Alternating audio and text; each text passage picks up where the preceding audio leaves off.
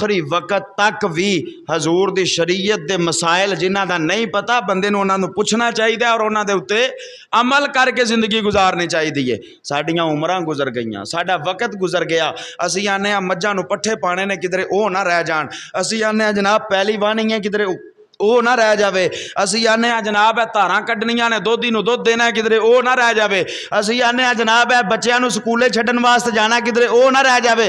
यार ये सारे काम अपनी जगह ते बजान है, पहले ये तो सोच मैं अपने वास्ते सारी जिंदगी की कीता है। अपने वास्ते सारी जिंदगी इंसान कमांदा है कादे वास्ते? बच्चों की रोजी कमाने आ पै जनाब। इंसान कारोबार करता है कादे वास्ते? बच्चों वास्ते कुछ बना के जाना जनाब। इंसान बड़े बड़े पाप कमांदा है कादे वास्ते? ऐ जी आने वाली नस्ल मेरी याद रखेगी कि साडा प्यो दादा जिहड़ा है साडे वास्ते बड़ी जायदाद छड्ड के गया है। ये तो सारे तू आने वाली नस्ल वास्ते करना पिया, अपने वास्ते दस की